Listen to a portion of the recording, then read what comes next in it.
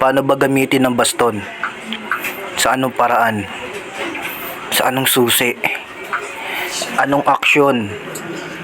Anong pakikisama? Dapat bang puwersahin para ang baston ay mapasa iyo? Ano? Ito na. Ano, hindi mo magamit yung baston? Hoy. May password para magamit mo yung baston. Dali. Hanapin mo kung paano magamit mo yung baston. May password doon. Alamin mo kung ano yung password para magamit mo yung baston. Hoy. Alamin mo isipin mo